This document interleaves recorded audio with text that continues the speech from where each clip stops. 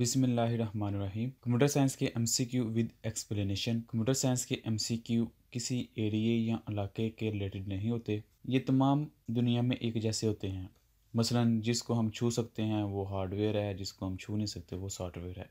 इस तरह के जितने भी एमसीक्यू होते हैं कंप्यूटर के रिलेटेड वो यूनिवर्सल होते हैं, यानी कि वो किसी कंट्री या एरिया के रिलेटेड नहीं होते। आपकी ज़िंदगी में कोई भी कंप्यूटर के मतलब एग्ज़ाम हो, आप इन वीडियोस को देख के अपना नॉलेज अपडेट कर सकते हैं। इन वीडियोस को ऑनलाइन देखिए या ऑफलाइन देखिए, आपकी चॉइस है। ऑनलाइन देखते हुए अगर कोई आपको प्रॉब्लम आती है या किसी बात की समझ नहीं आती तो आप कमेंट्स करके पूछ सकते हैं। और ऑफलाइन का ये है कि आपके पास अगर इंटरनेट नहीं है तो तब भी आप वीडियो देख सकते हैं। ये इसका पार्ट नंबर 9 है। चलें स्टार्ट करते हैं कि इसमें क्या चीज़ है। इस तरह के आंसर भी आ सकते हैं कि आपको कह दे जाए कि इस तरफ ये क्वेश्चन है और इस तरफ ये वाले आंसर अवेलेबल हैं, आप इनको मैच करें। चलें स्टार्ट करते हैं। सॉफ्टवेयर, चूँकि आपको पता है सॉफ्टवेयर क्या होता है, ये एक इंस्ट्रक्शन ऑफ सेट होता है प्रोग्राम के अंदर। तो इसलिए इसका आंसर होगा D, a set of computer program.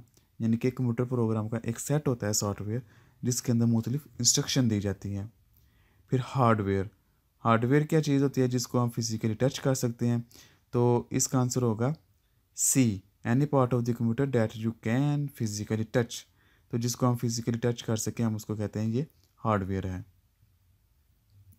Operating system, operating system ये भी एक तरह का सॉफ्टवेयर होता है, लेकिन ये सिस्टम सॉफ्टवेयर होता है। तो इसका आंसर होगा E, the most common type of system software is control the way in which the computer system function. तो इसलिए इसको कम कहते हैं सिस्टम सॉफ्टवेयर है या कंप्यूटर सिस्टम फंक्शन है। प्रोसेसिंग, प्रोसेसिंग एक स्टेट का नाम है जिसके अंदर कोई भी प्रोग्राम एग्जीक्यूट हो रहा होता है। तो इसका आंसर होगा ट्रांसफार्मिंग डाटा इनटू इंफॉर्मेशन। यानी कि कोई काम प्रोसेस हो रहा है तो हम उसको कहते हैं कि ये प्रोसेसिंग के फेस में है। इंफॉर्मेशन क्या होता है, जब कोई रॉ डाटा इंफॉर्मेशन में कन्वर्ट होता है प्रोसेस होने के बाद, तो हम उसको कहते हैं कि ये इंफॉर्मेशन है। यानी कि रॉ फैक्ट एंड फिगर को जब प्रोसेस करके एक ऑर्गेनाइज्ड इंफॉर्मेशन में कन्वर्ट किया जाता है तो वो इंफॉर्मेशन बन जाती है। तो इसका आंसर होगा B, data that has been organised या presented in the meaningful fashion. यानी कि उस डाटा का कोई ना कोई मतलब हो, उस तरीके से जब उसको पेश किया जाता है तो वो एक इंफॉर्मेशन बन जाती है। तो इन सब के जो आंसर बनेंगे आप ये देख सकते हैं कि इनके आंसर इस तरतीब से हैं। पहले का डी है, दूसरे का सी है, तीसरे का ई है, चौथे का ए है और पांचवे का main frame computer. Main frame computer ऐसे होते हैं जो कि लार्ज होते हैं, बहुत बड़े होते हैं, एक्सपेंसिव होते हैं और दूसरे कंप्यूटर को सपोर्ट्स कर रहे होते हैं। तो इसका आंसर होगा C, a large expensive computer that supports hundreds or thousand of users simultaneously. Supercomputer, ये तो बहुत महंगे होते हैं। The most expensive computer that are perform complex calculation. यानी कि ये कम्प्लेक्स कैलकुलेशन करते हैं जिसकी वजह से ये बहुत महंगे होते हैं और बहुत बड़े होते हैं। तो मेन फ्रेम में ये होता है कि ये दूसरे कंप्यूटर्स को सपोर्ट्स कर रहे होते हैं, लेकिन कम्प्लेक्स कंप्यूटर जो लेकिन सुपर कंप्यूटर जो होते हैं वो कम्प्लेक्स कैलकुलेशन को करने के काम आते हैं। एम्बेडेड कंप्यूटर, यानी कि वो कंप्यूटर जो एक ख़ास फंक्शन सर अंजाम देने के लिए बनाए जाते हैं उसको हम कहते हैं embedded computer. A self content computer device that usually perform programming function such as temperature control. यानी कि कोई एक डिवाइस बना दी जो कि एक मखसूस काम के लिए बनाई जाती है। तो इस तरह के कंप्यूटर्स को हम कहते हैं कि ये एम्बेडेड कंप्यूटर हैं। पीडीए, ए स्मॉल मोबाइल कंप्यूटिंग डिवाइस जिसको हम पैड भी कह देते हैं। और सर्वर क्या होता है, ऐसा कंप्यूटर होता है जो कि मुख्तलिफ रिसोर्सेज प्रोवाइड करता है दूसरे कंप्यूटर्स को। तो इसका आंसर होगा B, a computer that provide resources to the other computer connected to a network. यानी कि नेटवर्क के ज़रिए जो जितने भी कंप्यूटर आपस में कनेक्ट होते हैं वो सर्वर के ज़रिए जिसके ऊपर मेन डाटा पड़ा होता है, तमाम के तमाम कंप्यूटर वहाँ से अपने रिसोर्सेज हासिल कर रहे होते हैं। इनके आंसर इस तरतीब से बनेंगे कि आपको पहले सी, फिर ए, डी, ई, बी नज़र आएगी।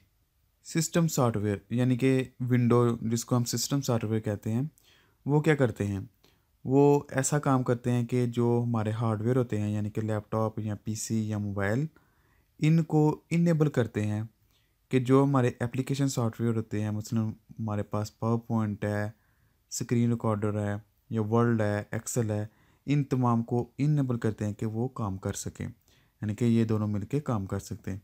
तो ऑपरेटिंग सिस्टम ये काम सर अंजाम देता है कि जो हमारे एप्लीकेशन सॉफ्टवेयर होते हैं जो एक मखसूस काम के लिए बनाए जाते हैं, यानी कि जिसको हम ऐप्स भी कह सकते हैं।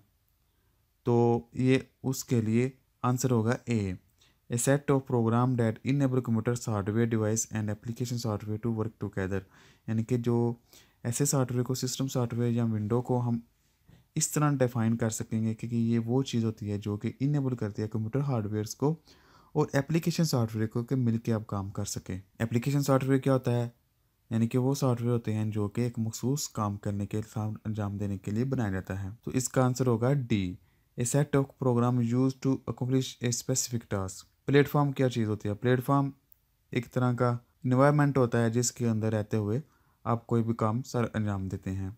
तो ये ऑपरेटिंग सिस्टम भी हो सकता है। ऑपरेटिंग सिस्टम एक तरह का प्लेटफॉर्म ही है। मुख्तलिफ प्लेटफॉर्म्स अवेलेबल हैं दुनिया में, जिस तरह विंडो है, मैक है, एंड्रॉयड है, जो कि एक इन्वायरमेंट प्रोवाइड करते हैं कि आप इस प्लेटफॉर्म को इस्तेमाल करते हुए अपना काम सर अंजाम दे सकते हैं। तो प्लेटफॉर्म को हम इस तरह कह सकते हैं, kind of operating system software you will be use depend on this. Microsoft window ये क्या चीज़ है? ये एक तरह का ऑपरेटिंग सिस्टम है। Operating system software generally used on PC, यानी कि पीसी कंप्यूटर यानी कि पर्सनल कंप्यूटर के अंदर नॉर्मली विंडो ही इस्तेमाल की जाती है, तो इसलिए हम कह सकते हैं कि ये ऑपरेटिंग सिस्टम है। Mac OS operating system software used on the Apple Macintosh. ये एप्पल मैकिंटॉश मैक वालों के लिए इस्तेमाल होता है, विंडो जो है वो नॉर्मली पीसी में इस्तेमाल होता है।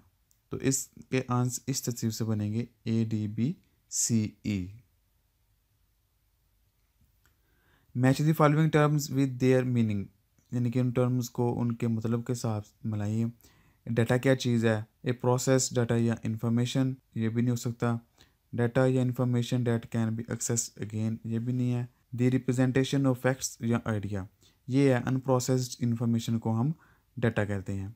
मेमोरी क्या चीज़ है? मेमोरी जो कि एक स्पेस होती है, क्या करती है? होल्ड इंस्ट्रक्शन या data that can CPU process, यानी कि ये डाटा या इंस्ट्रक्शन को होल्ड करती है, वो मेमोरी कहलाती है। आउटपुट क्या होती है? जो हमें कोई भी इंफॉर्मेशन जब हम हासिल करते हैं वो आउटपुट की शक्ल में होती है, तो इसलिए हम कह सकते हैं कि प्रोसेस डाटा या इंफॉर्मेशन, नॉर्मल डाटा होता है वो इनपुट की शक्ल में होता है, और जो प्रोसेस होकर हमें मिलता है वो आउटपुट की शक्ल में होता है, या इंफॉर्मेशन भी हम उसको कहते हैं। तो इसलिए इसका आंसर होगा सी, यानी कि आउटपुट प्रोसेस डाटा होता है इंफॉर्मेशन की शक्ल में। स्टोरेज क्या चीज़ होती है? जिस तरह हमारे घर में स्टोर रूम्स होते हैं कि कोई चीज़ हम वहाँ रखते हैं ताकि दोबारा वहाँ से एक्सेस कर सकें, तो इसलिए कंप्यूटर की दुनिया में भी स्टोरेज उसी को कहते हैं जिसको हम again can be access again. तो जो इन्फॉर्मेशन होती है उसको हम दोबारा एक्सेस करने के लिए जो रखते हैं उसको हम कहते हैं कि ये स्टोरेज में चली गई है, यानी कि स्टोरेज हो गई है, स्टोर हो गई है। मदरबोर्ड, ये एक तरह का पीसी के अंदर बड़ा सा बोर्ड होता है सब्ज़ कलर का, जिसके ऊपर मुख्तलिफ चिप्स लगी होती हैं, तो इसलिए हम इसको कह सकते हैं the main circuit board in the system unit is called the motherboard. इन तमाम क्वेश्चन के आंसर इस तरतीब से आप दे सकते हैं कि पहले का बी है, फिर डी है, फिर सी है, फिर ई है और फिर ए है। Match the following terms with their meaning.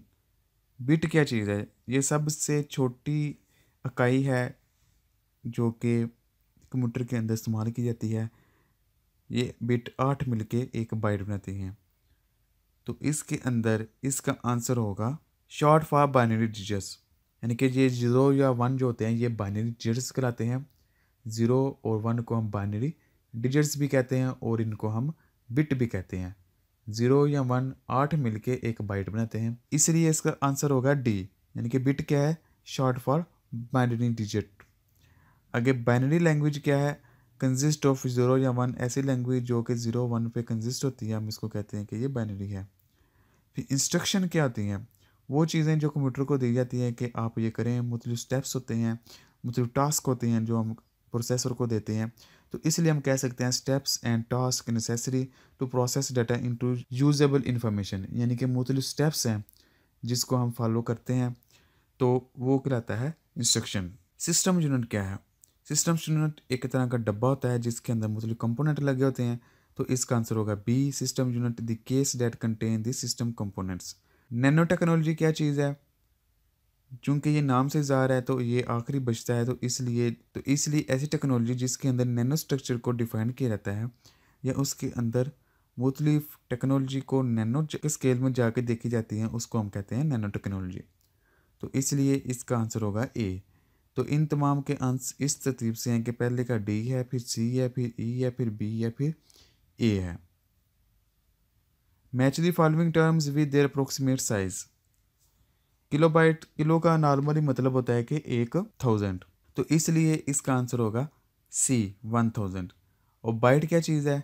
चूंकि 8 बिट मिलके एक बाइट बनाती हैं, तो इसलिए इसका आंसर होगा 8 बिट। गीगाबाइट क्या क्या चीज़ है? गीगाबाइट ये पहले भी हम दे चुके हैं कि जिसके अंदर जो 10 की पावर कितनी बनती है वो उसके बाइट्स के लिहाज से देखी जाती है। सबसे पहले MB आता है, फिर GB आता है, फिर टेराबाइट आता है। तो इसी लिहाज से सबसे पहले जो MB है उसके अंदर सबसे पहले MB आता है, फिर GB आता है, फिर TB आता है, यानी कि सबसे छोटी जो वैल्यू वो MB की आती है। तो इस लिहाज से आप इधर देख सकते हैं जो सबसे छोटी वैल्यू है वो MB की है, वो है मिलियन। MB मिलियन में आती है, फिर उसके बाद आती है GB जो कि बिलियन में आती है, उसके बाद आती है TB यानी कि टेराबाइट जो कि ट्रिलियन में आती है। तो आप इनका ध्यान रख सकते हैं कि टेराबाइट ट्रिलियन में है, MB मिलियन में है और GB बिलियन में है। तो ये मखसूस नाम है, इनको हम आसानी से याद रख सकते हैं। तो इनके आंसर कुछ इस तरह से बनेंगे, पहले का C, फिर B, फिर D, फिर A, फिर E। प्रिंटर क्या चीज़ है? प्रिंटर एक आउटपुट डिवाइस है। स्कैनर क्या चीज़ है? एक इनपुट डिवाइस है। रैम क्या चीज़ है? ये एक तरह की मेमोरी है, टाइप ऑफ मेमोरी। फिर CPU क्या चीज़ है? ये प्रोसेसर है। और उसके बाद CD ड्राइव क्या है? ये स्टोरेज डिवाइस है, यानी कि जिसके अंदर हम मुख्तलिफ चीज़ें स्टोर करते हैं जैसे मूवी, सॉन्ग, इस तरह।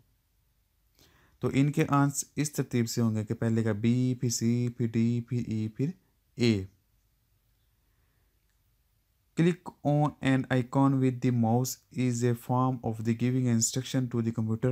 यानी कि अगर हम कंप्यूटर के अंदर मुख्तलिफ जो आइकॉन्स बने होते हैं फोल्डर के, फाइल के, किसी और चीज़ के, उसको जब हम क्लिक करते हैं तो इसका मतलब है कि हम कंप्यूटर को कोई इंस्ट्रक्शन दे रहे हैं। तो ये बात गलत है या ये बात दुरुस्त है? तो हमने ये देखना है ये बात ट्रू है, क्योंकि जब हम किसी को क्लिक करते हैं, जिस तरह अगर मैं इधर क्लिक करता हूँ तो ये पेज चेंज होता है, तो इसका मतलब है कि मैंने कोई इंस्ट्रक्शन दी है। तो इसी तरह अगर हम आइकॉन के ऊपर भी क्लिक करते हैं तो इसका मतलब है हम आइकॉन को छेड़ रहे हैं, उसको कुछ ना कुछ कह रहे हैं, उसको कुछ ना कुछ इंस्ट्रक्शन दे रहे हैं। आउटपुट डिवाइसेस स्टोर इंस्ट्रक्शन या data that the CPU process. जो आउटपुट डिवाइसेस होती हैं वो क्या करती हैं? डाटा को स्टोर करती हैं। तो ये ट्रू है या फॉल्स है? ये फॉल्स है, क्योंकि जो आउटपुट डिवाइसेस होती हैं वो आउटपुट देती हैं, जो इंस्ट्रक्शन सेव होती हैं वो मेमोरी के अंदर सेव होती हैं। The CPU and memory are located on a special circuit board in the system unit called the motherboard. तो ये ट्रू है या फॉल्स है? यानी कि मदरबोर्ड के ऊपर CPU और दूसरे जो सर्किट्स हैं वो होते हैं। तो ये बात ट्रू है, मदरबोर्ड के ऊपर ही तमाम के तमाम सर्किट आपको नज़र आते हैं। Thank you for watching. अल्लाह हाफिज़।